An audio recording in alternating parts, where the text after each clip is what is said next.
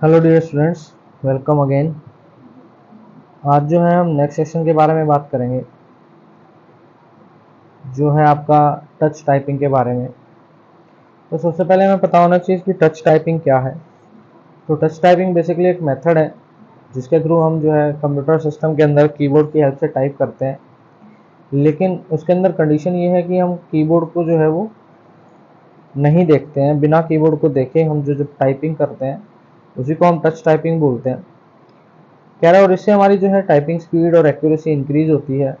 Touch typing को कई बार आपका टच टाइप या टच कीबोर्डिंग के नाम से भी जाना जाता है। तो हम जितनी प्रैक्टिस करेंगे रेगुलरली, हमारे फिंगर जो है उनको आपके कीबोर्ड पर जो डिफरेंट कीज़ हैं उनकी पोजीशन जो है वो लर्न हो जाती है। उस लर्निंग के प्रोसेस को हम मसल मेमोरी कहते हैं, यानी आपकी जो फिंगर्स हैं वो ऑटोमेटिकली जो है उससे आपके कीबोर्ड पर टाइप करना स्टार्ट कर देती हैं। और जो आपकी एक्सेप्टेड एवरेज स्पीड है वो है 41 वर्ड्स पर मिनट, जिसको हम WPM में कैलकुलेट करते हैं। इसके बारे में और डिटेल में हम डिस्कस करेंगे आगे। जबकि जो प्रोफेशनल टाइपिस्ट होते हैं उनकी स्पीड 100 WPM से भी ज़्यादा हो जाती है। तो जनरल स्पीड अगर बात करें तो 41 वर्ड पर मिनट की जो स्पीड है वो मिनिमम है रिक्वायर्ड, और उसके ऊपर आपकी स्पीड कितनी भी हो सकती है। फिर आते हैं कि आपकी जो पोजीशन है फिंगर्स की कीबोर्ड पर क्या होनी चाहिए। तो कह रहा है जो होम रो है, होम रो बेसिकली कहते हैं हम उस रो को जो आपके कैप्स लॉक के सामने दी होती है, उसको हम होम रो कहते हैं। तो जो अप्रोच हम फॉलो करते हैं वो होम रो अप्रोच फॉलो करते हैं, या इसको हम हॉरिजॉन्टल अप्रोच भी कहते हैं। आपकी जो दोनों हैंड हैं उनकी 8 फिंगर्स जो हैं उनको हम यूज़ करते हैं होम की के ऊपर। और ये जो फिंगर्स हैं इनको ट्रेन किया जाता है करेक्ट मूवमेंट के लिए, ताकि जो आपकी होम रो है उसके ऊपर और नीचे की जो कीज हैं उनको भी इजीली जो है आपका प्रेस किया जा सके। आपके जो थम्स हैं दोनों राइट और लेफ्ट हैंड के, उनका काम केवल स्पेस बार को ऑपरेट करने का होता है। तो हम इसमें पढ़ेंगे पोजीशनिंग जो है आपकी फिंगर्स की कैसी होनी चाहिए, होम रो में कौन कौन सी की आती हैं, कहाँ पर आपकी होम रो प्लेस रहती है। तो यहाँ अगर हम देखें जो एलोकेशन है आपकी फिंगर्स की, तो कह रहा है जो कीबोर्ड है उसका लर्निंग प्रोसेस स्टार्ट होता है आपकी सेकंड रो से, जिसको हम होम रो कहते हैं, और फिर थर्ड रो यानी अपर रो, फिर फर्स्ट रो, और फिर फोर्थ रो।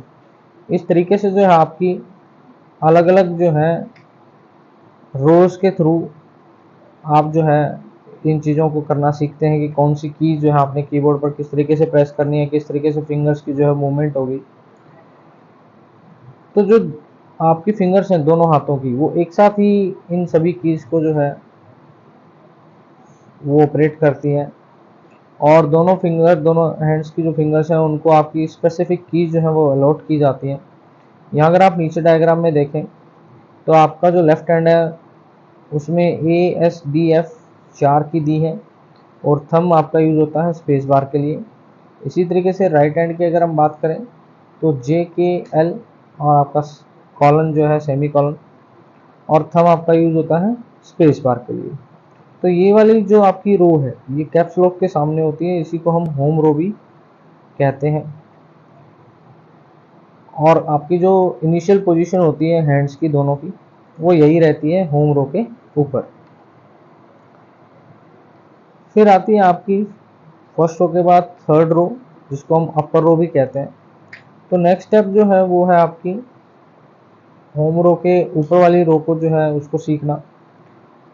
तो उसके अंदर हम क्या करते हैं, हम A to Q जो है वो लेफ्ट हैंड जो लिटिल फिंगर है उससे आपकी जो है फिंगर की मूवमेंट होती है।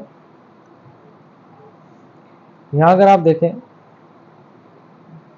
तो ये LF मतलब लिटिल फिंगर, RM मतलब right hand little finger, MF मतलब मिडिल फिंगर। इस तरीके से आपके अलग अलग जो फिंगर्स हैं उनको अलग अलग लेटर जो है आपके ऊपर वाले अलॉट किए गए हैं।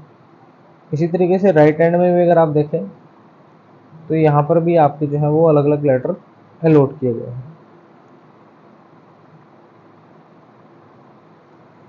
फिर आती है आपकी नेक्स्ट एलोकेशन फिंगर आपकी किसके लिए, फर्स्ट रो के लिए, बॉटम रो जिसको बोलते हैं। तो वहाँ पर जो है आपकी मूवमेंट जो होगी वो अप टू डाउन की तरफ होती है। यानी आपकी जो नीचे की बचती हैं ZXCV BNM comma full stop and slash, वो आपकी लास्ट रो होती है, बॉटम रो जिसको हम बोलते हैं। फिर जो फोर्थ रो होती है आपकी, फोर्थ रो होती है नंबर रो। इस रो में हम जो है 1 2 3 नंबर पैड पर जो है वो लिटिल फिंगर से, रिंग फिंगर से और मिडल फिंगर से 9 जो आपकी है उसको हम लेफ्ट हैंड की जो आपकी फिंगर्स हैं उनसे प्रेस करते हैं। 4 और 5 इंडेक्स फिंगर के थ्रू। इसी तरीके से 0 9 8 little finger, ring finger and middle finger of right hand. तो इस तरीके से आपकी फोर्थ रो जो है वो कंप्लीट होती है नंबर्स को टाइप करने के लिए। फिर आते हैं टाइपिंग एर्गोनॉमिक्स के ऊपर। कह रहे टाइपिंग एर्गोनॉमिक्स क्या है कि किस तरीके से आप जो है एफिशिएंट तरीके से और इफेक्टिव तरीके से टाइप राइटिंग कर सकते हैं। तो उसके लिए कुछ स्पेसिफिक रूल्स दिए गए, या कह सकते हैं कुछ प्रिकॉशंस दी गई, जिसकी हेल्प से आप अपनी एक्यूरेसी और अपनी स्पीड को जो है वो बढ़ा सकते हैं। कुछ एक फैक्टर्स जो हैं वो इस तरीके से हैं। सबसे पहला सिटिंग पॉस्चर आपका क्या होना चाहिए। कह रहे जब भी आप कंप्यूटर कीबोर्ड को यूज़ कर रहे हो तो आप स्ट्रेट बैठें, हल्की सी आपकी जो नेक है वो आगे की तरफ बेंड होनी चाहिए। चेक करें आप कंफर्टेबल पोस्चर के अंदर हैं या नहीं कंप्यूटर के सामने जब आप बैठे। जो आपका लोअर पोर्शन है बैक का, वो बिल्कुल जो आपकी चेयर है उसमें रेस्ट की कंडीशन में होना चाहिए। दोनों पैर जो है आपके फीट जो है वो फ्लोर को टच होने चाहिए। यहाँ अगर आप देखें तो आपको एक डायग्राम दिखाई दे रहा है, इसके फीट जो है वो फ्लोर को टच कर रहे हैं। इसकी जो बैक है वो रेस्ट की पोजीशन में है। अगर आप इस चेयर को देखें तो बैक रेस्ट जो है उसके साथ बिल्कुल टच हो रखी है, और इसका जो एंगल है वो 90 to 100 डिग्री आपका होता है। इसी तरीके से अगर आपकी मॉनिटर की पोजीशन यहाँ देखें आप, तो आई लेवल के अकॉर्डिंग आपके मॉनिटर की पोजीशन को रखा जाता है। ऐसे ही आपकी जो लेग की पोजीशन है उसमें अगर आप देखें गैप, किस तरीके से आपका ये जो गैप मेंटेन है ताकि आपका जो है वो क्या रहे, रेस्ट रहे। इसी तरीके से आपके जो फीट हैं वो फ्लोर से टच है या फुट रेस्ट से टच होने चाहिए। इसके बाद जो आता है नेक्स्ट, वो आता है पोजीशन ऑफ हैंड्स। हैंड्स की पोजीशन क्या होनी चाहिए। तो ये आपकी दो इमेज हैं, ये राइट है ये रॉन्ग है। कह रहा है आपकी जो फोम आर्म का लेवल है, कीबोर्ड और पाम्स जो है वो डाउन होनी चाहिए और आपकी रिस्ट जो है वो स्ट्रेट हो। एल्बो हैंग होनी चाहिए naturally. Don't touch the elbow to the body, no too far away from the body, bend at about a 90 degree angle. 90 degree angle पर जो है वो बेंड होनी चाहिए आपकी एल्बो। यहाँ पर अगर आप देखें तो इनकी एल्बो बिल्कुल सही है। यहाँ पर अगर आप देखें तो ये आपकी बॉडी के साथ टच भी है, हैंग पोजीशन में नहीं है नेचुरली, और इसका एंगल भी 90 डिग्री नहीं है। तो ये जो पोजीशन है ये रॉन्ग है और ये पोजीशन आपकी क्या है, राइट है। इसके अंदर अगर आप आइस का लेवल देखें, आपकी स्क्रीन का लेवल देखें और मॉनिटर के ऊपर और आपके कीबोर्ड के ऊपर जो आपका एंगल बन रहा है उसको चेक करें, तो ये परफेक्ट आपकी जो है वो पोजीशन कहलाती है। तो ये तो है पोजीशंस ऑफ हैंड। फिर आता है मॉनिटर की प्लेसमेंट क्या होनी चाहिए। कह रहा है do not bend your neck while working on the monitor. कह रहा है गर्दन झुकी हुई नहीं होनी चाहिए। Keep the upper border of the screen eight I level. कह रहा है जो सबसे टॉप लेवल है आपका अपर बॉर्डर है मॉनिटर का, वो आपके आई लेवल तक होना चाहिए। डिस्टेंस जो है वो डिपेंड करता है स्क्रीन साइज पे। अप्रॉक्सीमेट डिस्टेंस जो है यानी आपकी आंखों से जो दूर है वो 60 से 65 सेंटीमीटर होना चाहिए 17 इंच की स्क्रीन के लिए। यानी अगर 17 इंच की स्क्रीन आप यूज़ कर रहे हैं उस केस में जो आपका डिस्टेंस है मॉनिटर से वो 60 to 65 सेंटीमीटर होना चाहिए। फिर कह रहा है माउस और कीबोर्ड की प्लेसमेंट। कह रहा है आपका कीबोर्ड और माउस वो अप्रॉक्सीमेटली 20 सेंटीमीटर के डिस्टेंस पर हो, ताकि आप जो स्मूथली और एफर्टलेसली जो है कीबोर्ड पर काम कर पाएँ। और जो हाइट है आपकी कीबोर्ड माउस की और एल्बो की वो सेम होनी चाहिए ताकि आप कंफर्टेबली जो है काम कर पाएँ। कीबोर्ड और माउस के ऊपर। जहाँ तक चेयर और टेबल की प्लेसमेंट है, तो कह रहा है कंप्यूटर चेयर जो है और टेबल जो है वो ऑप्टिमल हाइट की होनी चाहिए, ना ही ज़्यादा ऊंची ना ही ज़्यादा नीचे की तरफ।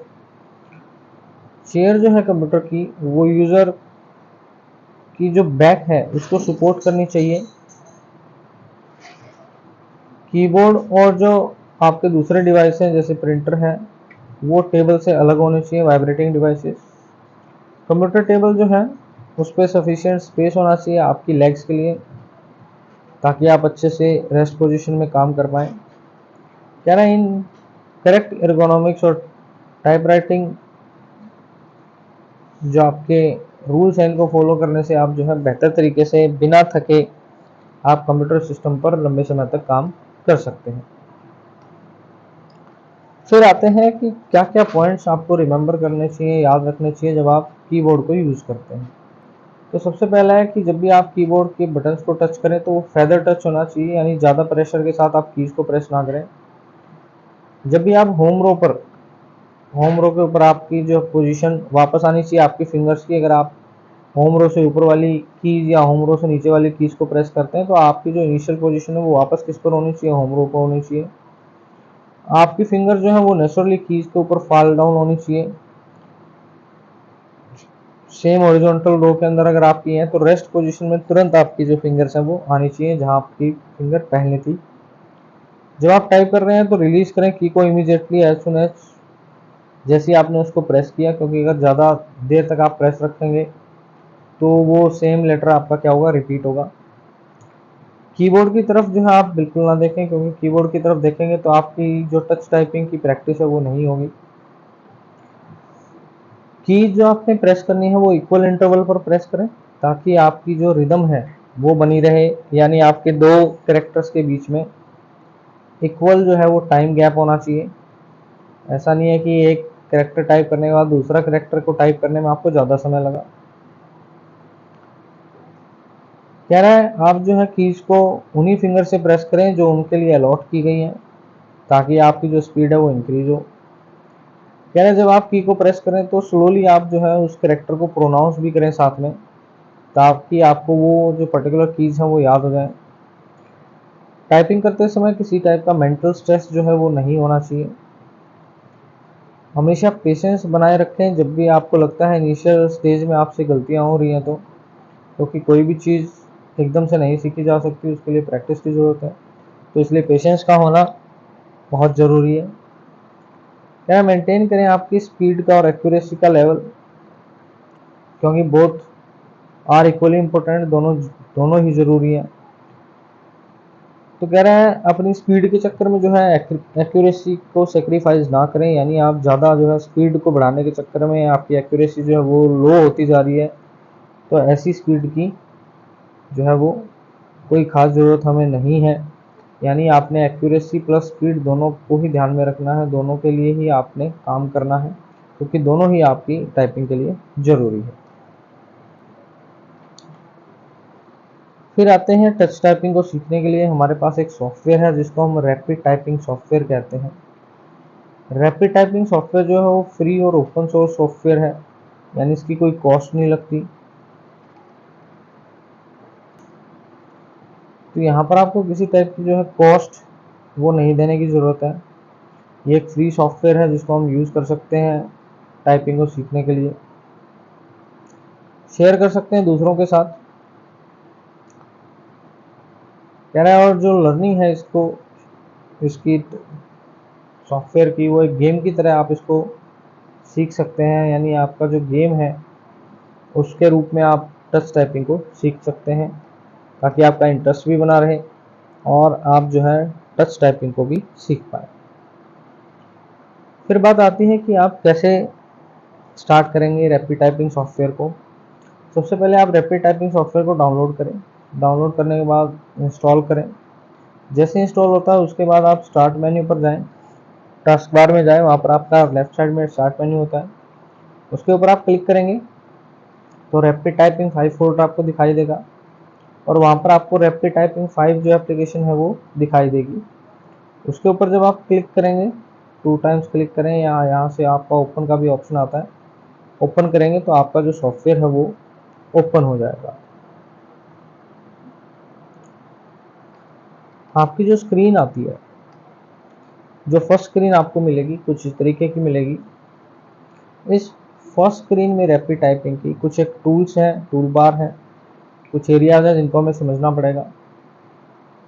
यहाँ जो ऊपर दिए गए हैं इनको हम टैब बटन्स कहते हैं। ये जो टैब बटन है, इन टैब बटन में जो सबसे पहला बटन है वो है करंट लेसन, सेकंड है स्टूडेंट स्टैटिस्टिक्स और थर्ड है लेसन एडिटर।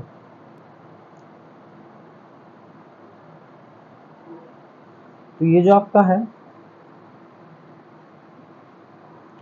करंट, ये स्टूडेंट स्टैटिस्टिक्स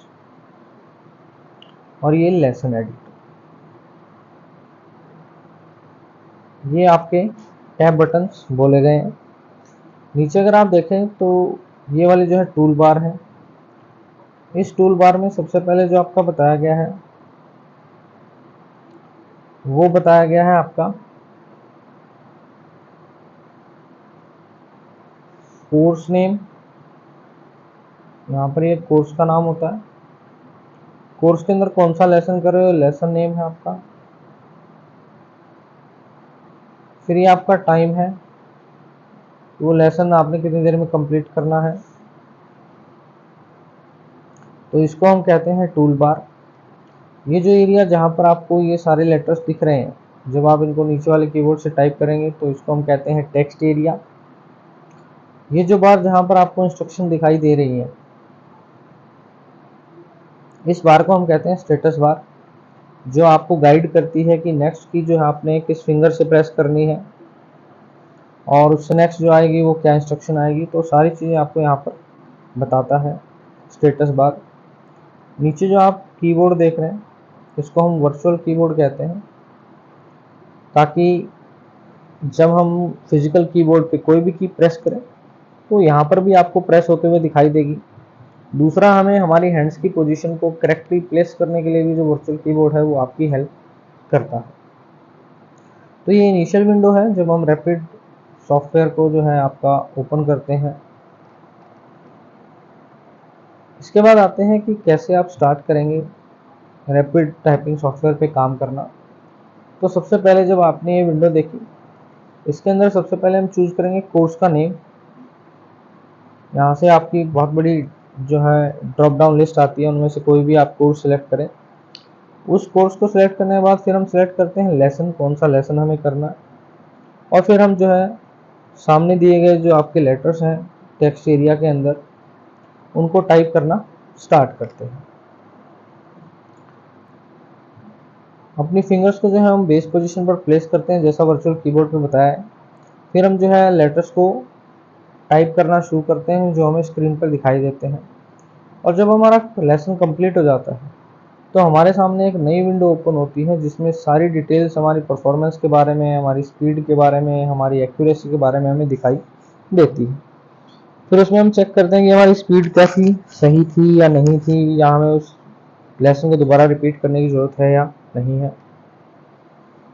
तो यहाँ अगर आप देखें तो सबसे पहले जो आपका टैब आता है वो आता है नेक्स्ट टैब। अगर मैं आपको दिखाऊं तो ये आपका जो है वो है नेक्स्ट टैब। फिर उसके अंदर आपका है डिटेल स्टैटिस्टिक्स, फिर आता है एरर ओवरव्यू। तो ये जो विंडो आती है ये आपका एक पर्टिकुलर लेसन कंप्लीट करने के बाद आती है। तो जो नेक्स्ट स्टेप है उसके अंदर आप देखें दो ऑप्शंस आपको मिलते हैं, गो टू नेक्स्ट लेसन या ट्राई अगेन। अगर आपको लगता है कि आपका जो लेसन जिस पे आप काम कर रहे थे वो करेक्ट था, उसकी एक्यूरेसी आपके अकॉर्डिंग सही है, रिजल्ट आपके अकॉर्डिंग आ रहा है, तो आप नेक्स्ट लेसन पे मूव कर सकते हैं, अदरवाइज उसी को दोबारा ट्राई कर सकते हैं। फिर आता है आपका डिटेल स्टैटिस्टिक्स। डिटेल स्टैटिस्टिक्स के अंदर आप ग्रीन डैश लाइन देखते हैं जो आपके गुड और बैड रिजल्ट को बताती है। अगर आपके आइटम जो बैड है तो आपका रेड कलर का कॉलम आता है, और अगर गुड है तो ग्रीन कलर का कॉलम आता है। तो उसकी विंडो आपको कुछ इस तरीके से दिखाई देती है डिटेल स्टैटिस्टिक्स। यहाँ पर अगर आप देखें तो ये ग्रीन कलर के सिंबल्स आ रहे हैं आपके, तो यानी आपकी जो है वो सारी चीज़ें सही थी। अगर रेड कलर का आता तो यानी उस पर्टिकुलर लेटर को टाइप करने में आपकी ज़्यादा मिस्टेक्स हुई है। फिर आती है आपकी error overview tab. Error overview tab basically क्या चेक करती है, आपके एरर्स, डिफरेंट टाइप के एरर जो आते हैं और उनको अलग अलग कलर से डिनोट करती है। ग्रीन कलर जो है वो ये दिखाता है कि आपने जितने भी चीज़ें टाइप की थी वो राइट टाइप की थी, राइट इनपुट थे। येलो कलर के लेटर अगर आपके आते हैं तो वे ये दिखाते हैं कि राइट इनपुट तो था, लेटर तो सही था, लेकिन फर्स्ट और सेकंड लेटर को टाइप करने में जो टाइम लगा वो टाइम गैप जो था वो ज़्यादा था, टाइम फ्रेम क्या हो गया वहाँ पर ज़्यादा हो गया, यानी सेकंड लेटर को टाइप करने में आपने ज़्यादा समय लिया। फिर रेड लेटर जो है वो ये दिखाते हैं कि आपने जो लेटर टाइप करना था वो बिल्कुल ही गलत टाइप किया, आपने ए टाइप करना था, ए की बजाय आपसे एस प्रेस हो गया, यानी लेटर ही आपने बिल्कुल गलत टाइप किया। वहीं पर जो ऑरेंज वाले लेटर हैं वो ये इंडिकेट करते हैं कि जो रॉन्ग इनपुट थी, यानी आपकी इनपुट जो थी ए की जगह आपने एस तो प्रेस किया ही किया, साथ में आपने ए और एस के बीच का जो टाइम गैप था वो भी ज़्यादा लिया, यानी लेटर भी गलत हुआ और टाइम भी ज़्यादा लगा। तो उन लेटर को ये किस कलर में दिखाता है, आपके ऑरेंज कलर में दिखाता है। तो अगर हम एरर ओवरव्यू विंडो पे जाएं तो यहाँ आप देखें जो रेड कलर के हैं, यानी ये लेटर ही गलत टाइप हुए थे, प्रेस आई करना था, मैंने कोई और लेटर टाइप कर चुका हूँ जिसकी वजह से मुझे क्या दिखा रहा है, रेड, बाकी सारे आपके ग्रीन दिखाई दे रहे हैं, यानी ये कैरेक्टर जो थे वो बिल्कुल करेक्ट आपके टाइप हुए। इसके बाद आते हैं स्टूडेंट स्टैटिस्टिक्स टैब के ऊपर। स्टूडेंट स्टैटिस्टिक्स टैब क्या है, जहाँ हमने बात की थी ऊपर, ये तो करंट लेसन था, ये स्टूडेंट स्टैटिस्टिक्स का जो है आपका ऑप्शन होता है। स्टूडेंट स्टैटिस्टिक्स ऑप्शन में हम ये देखते हैं कि आपके जो स्टूडेंट्स हैं उन्होंने क्या प्रोग्रेस की है। तो यहाँ अगर आप देखें तो आपका लेफ्ट पैन दिया गया है, इस लेफ्ट पैन के अंदर आपके स्टूडेंट्स के और उनके ग्रुप बनाए गए हैं।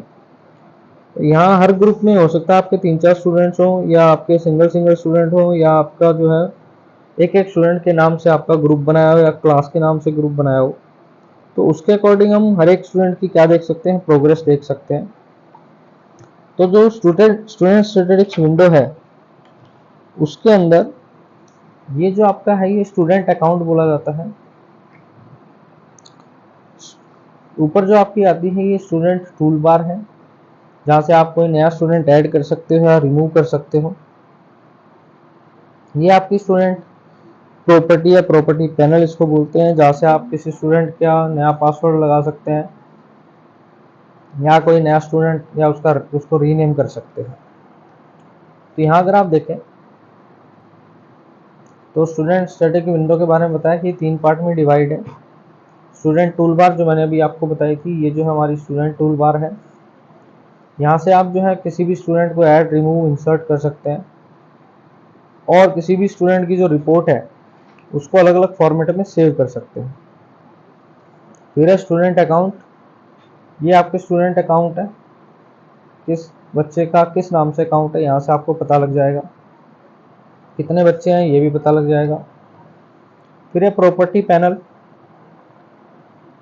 प्रॉपर्टी पैनल से जो है आप यहाँ से अपने ग्रुप को ऐड कर सकते हैं, नया ग्रुप बना सकते हैं, इसको हम प्रॉपर्टी पैनल बोलते हैं।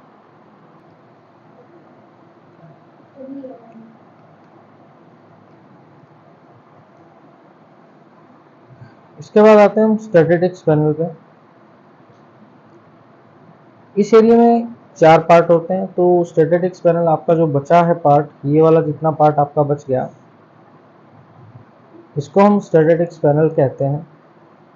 स्टैटिस्टिक्स पैनल के अंदर बेसिकली आपका स्टैटिस्टिक्स टूल बार, जहाँ से आप डिफरेंट कोर्सेज को सिलेक्ट कर सकते हैं, रिमूव कर सकते हैं, कस्टमाइज कर सकते हैं।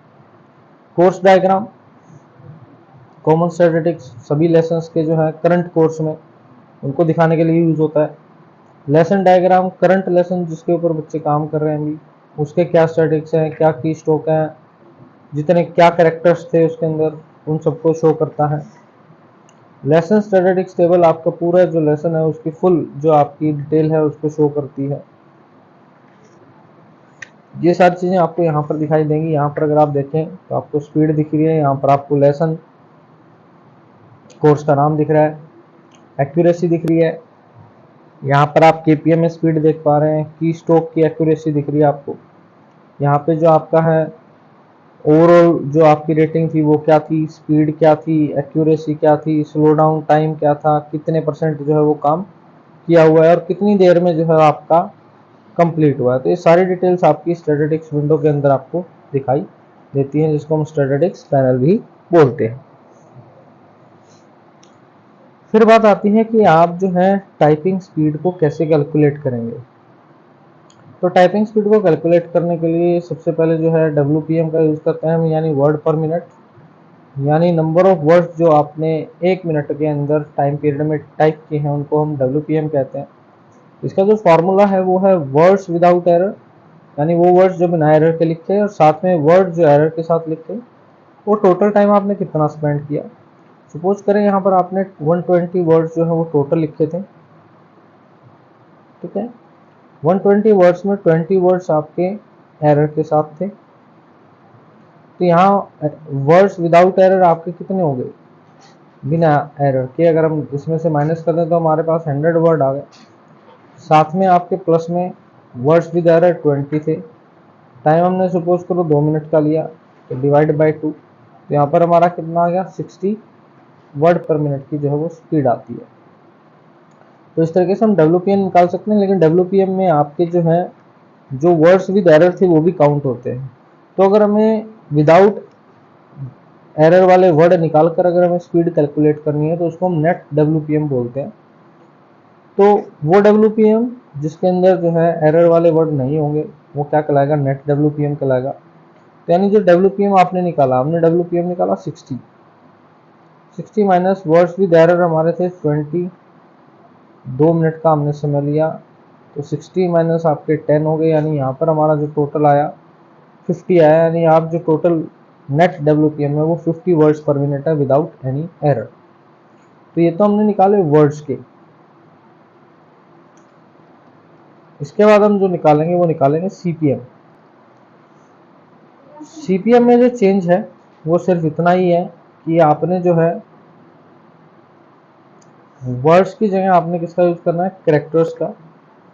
कैरेक्टर्स 1 मिनट के टाइम पीरियड में जितने आपने टाइप किए, फार्मूला आपका वही रहना है। वर्ड्स की जगह हम कैरेक्टर्स रख देंगे, कैरेक्टर विदाउट एरर और कैरेक्टर विद एरर, इनको ऐड करेंगे और टोटल टाइम जितना आपने लगाया मिनटों में उसे हम इसको डिवाइड कर देंगे।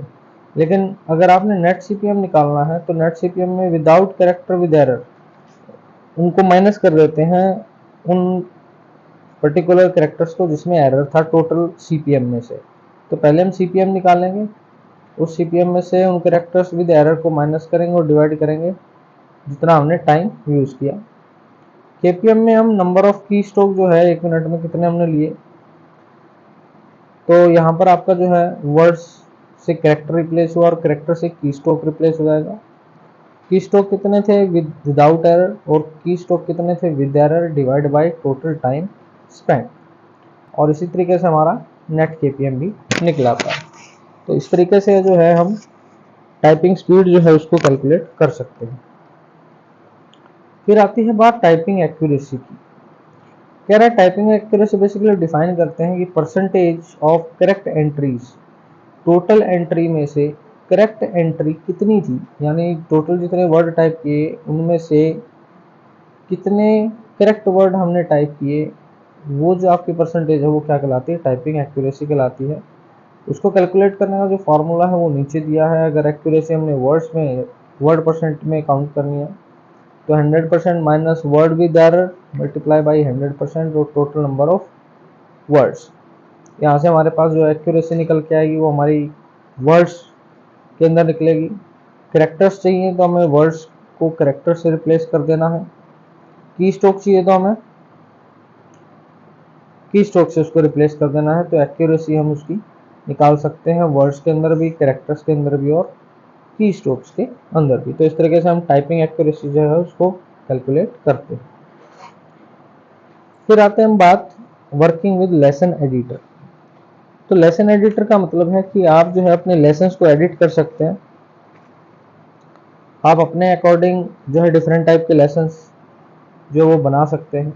तो ये जो ऑप्शन मिलता है हमें, थर्ड जो टैब हमने पढ़ा था लेसन एडिटर का, यहाँ से हम जाते हैं तो हमारे पास यहाँ पर ये जो है ऑप्शन हमें दिखाई देते हैं। जो एक कोर्स एडिटिंग है इसको हम टूल बार बोलते हैं। टूल बार के अंदर जो अगर आप देखेंगे तो ऐड, रिमूव, इंसर्ट और सेव करने का जो है आपका ऑप्शन आता है कोर्स और लेसन को। यहीं पर आपका जो है ये नेविगेशन ट्री है जिसके अंदर आपके जो कोर्सेज हैं उनके नाम आते हैं, करंट कोर्स कौन सा है, और इधर जो आप देख पा रहे हैं ये इसकी कोर्स की, पर्टिकुलर कोर्स की प्रॉपर्टीज हैं। इसके अलावा ये एडिटिंग पैनल आता है जहाँ से आप कोर्स के ऑप्शंस को एडिट कर सकते हैं। यहाँ अगर आप देखें तो स्पीड आप एडिट कर सकते हैं, एरर, स्लो टाइम क्या होना चाहिए, WPM में आए, परसेंटेज में आए, ये सारी चीज़ें आप यहाँ से एडिट कर सकते हैं। लेसन का व्यू कैसा हो, लेसन को कंटिन्यू करने के लिए क्या करना होगा, लेसन की ड्यूरेशन कितनी होगी, कितने टाइम का वो लेसन होगा, तो ये सारी चीज़ें हम यहाँ से जो है वो चेंज कर सकते हैं। इसको मैं आपको एक लेसन ऐड और एक कोर्स ऐड करके दिखा देता हूँ कि कैसे होगा और कैसे डिलीट होगा। ये हमारा रैपिड टाइपिंग का सॉफ्टवेयर है। तो यहाँ हम जो है, ये तो हमारा स्टूडेंट स्टैटिस्टिक्स पैनल था। यहाँ से आप देखें तो आप सेशन वाइज भी इसको चेंज कर सकते हैं, लेसन स्टैटिस्टिक्स भी देख सकते हैं, सेक्शन स्टैटिस्टिक्स भी देख सकते हैं, कोर्स स्टैटिस्टिक्स भी देख सकते हैं। लेकिन हमें जो है वो लेसन एडिटर पर जाना था, शॉर्टकट की Ctrl+3। इस पर जब आप जाएंगे तो ये विंडो आपकी ओपन हो जाएगी। इसको हम कहते हैं आपकी टूल बार। यहाँ अगर आप देखें जो बुक का आइकन आ रहा है ये कोर्स मेन्यू है, यहाँ से आप कोर्स ऐड कर सकते हैं। इसके साथ में लेसन मेन्यू, यहाँ से आप लेसन जो है वो एडिट कर सकते हैं या ऐड कर सकते हैं। और ये आपका रिमूव करने के लिए, सिलेक्टेड कोई भी कोर्स को डिलीट करना हो या लेसन को डिलीट करना हो। तो अगर सपोज करें अगर हमें कोई कोर्स ऐड करना है तो हम इस कोर्स के ऊपर क्लिक करेंगे तो यहाँ देखें आप, create new course, add course. Add course का मतलब है एग्जिस्टिंग कोर्स कोई आपकी ऑलरेडी सिस्टम के अंदर है तो उसको हम डायरेक्टली जो है इंपोर्ट कर सकते हैं। अगर आप बिल्कुल नया ऐड करना चाहते हैं, क्रिएट न्यू के ऊपर आप क्लिक करेंगे। जैसे क्रिएट न्यू पे क्लिक करेंगे तो देखिए नीचे एक आपका कोर्स जो है वो बन गया है। यहाँ से आप इसका जो है नाम चेंज कर सकते हैं। सपोज हमने इसका नाम रखा न्यू कोर्स, एंटर पे हमने क्लिक किया तो नया कोर्स ऐड हो गया। यहाँ इसकी सेटिंग्स जो है वो ओपन हो जाती हैं। इन सेटिंग्स को जो है हम अपने अकॉर्डिंग जो है चेंज कर सकते हैं, कस्टमाइज़ कर सकते हैं, और जैसा हम कस्टमाइज़ करेंगे वैसी ही ये क्या हो जाएंगी, सेव हो जाएंगी। अबाउट के ऊपर देखेंगे तो मेरे सिस्टम का नाम यहाँ पर आ रहा है, तो जिस सिस्टम में कोर्स बना होगा उस सिस्टम का नाम वहाँ पर आपको दिखाई देगा। इस कोर्स को जो है आप बाद में डिलीट भी कर सकते हैं। डिलीट करने के लिए कुछ नहीं, आपने कोर्स को सिलेक्ट करना है। कोर्स को सिलेक्ट करने के बाद यहाँ ऊपर देखिए डिलीट का ऑप्शन आ रहा है, जिसके ऊपर जब आप क्लिक करेंगे तो यहाँ आपसे कंफर्मेशन का मैसेज पूछेगा कि क्या आप इस कोर्स को डिलीट करना चाहते हैं। तो आप इस कोर्स को डिलीट करने के लिए इसके ऊपर क्या कर देंगे, यस कर देंगे। तो इसी तरीके से आप कोर्स के अलावा लेसन भी ऐड कर सकते हैं। तो उसके लिए आपको लेसन मेन्यू पे जाना होगा। यहाँ पे आए, यहाँ पर आपको क्रिएट न्यू लेसन और ऐड एग्जिस्टिंग लेसन का ऑप्शन मिलता है। क्रिएट न्यू करेंगे तो नया लेसन क्रिएट होगा, ऐड एग्जिस्टिंग करेंगे तो यानी ऑलरेडी जो आपका लेसन बना है उसको आप ऐड कर सकते हैं। जो हमने क्रिएट न्यू लेसन पर क्लिक किया, यहाँ देखिए टेस्टिंग के अंदर एक नया लेसन बन गया न्यू लेसन के नाम से। इस लेसन को आप रीनेम भी कर सकते हैं। इसी लेसन के ऊपर जब आप राइट क्लिक करेंगे तो आपका यहाँ पर जो है ऑप्शन आ जाएगा रीनेम का। यहाँ पर आकर आप रीनेम कर सकते हैं। तो आप इसको मान लो L1 आपने कोई नाम दिया इसको, लेसन 1 के नाम से, तो ये आपका जो है वो एडिट हो जाएगा। अगर आपने इसको डिलीट करना है तो आप इस लेसन को सिलेक्ट करें, टूल बार जो ऊपर आ रही है आपकी वहाँ जाएं और डिलीट के बटन को प्रेस करें। फिर से आपसे कंफर्मेशन पूछेगा कि आप क्या इस लेसन को डिलीट करना चाहते हैं, तो यस बटन पे क्या कर दें, क्लिक कर दें। तो इस तरीके से आप जो है लेसन्स और कोर्सेज को भी ऐड कर सकते हैं। वो डिपेंड करता है कि आपने बिल्कुल फ्रेश कोर्स बनाना है या आपका जो है ऑलरेडी कुछ कोर्सेज बने हुए हैं या लेसन बने हुए हैं, उनको आपने इंपोर्ट करना है। तो इजी तरीके से आप इंपोर्ट भी कर सकते हैं और एक्सपोर्ट भी कर सकते हैं। आप अपने लेसन्स को जो है वो सेव भी कर सकते हैं। सेव सिलेक्टेड का ऑप्शन आता है आपका, तो टेक्स्ट फाइल में आपका सेव हो जाएगा। और बाद में आप इसको इंपोर्ट भी कर सकते हैं। अपने फ्रेंड को भेजना चाहते हैं आप उसको भेज सकते हैं, वो अपने इस रैपिड टाइपिंग सॉफ्टवेयर के अंदर उसको इंपोर्ट करा के यूज़ कर सकता है। यानी टोटली कस्टमाइजेबल है आपका ये, आपके कोर्सेज भी और आपके लेसन्स भी। तो यहाँ पे हमारा जो है चैप्टर कंप्लीट होता है। होप आपको ये सारा चैप्टर जो है, सारी यूनिट अच्छे से समझ में आ गई होगी। फिर भी कोई डाउट बचता है तो आप कमेंट सेक्शन में मुझे बताएं। वीडियो लाइक करें, शेयर करें, सब्सक्राइब करें। चलिए मिलते हैं नेक्स्ट यूनिट के अंदर। तब तक के लिए bye, take care, have a nice day.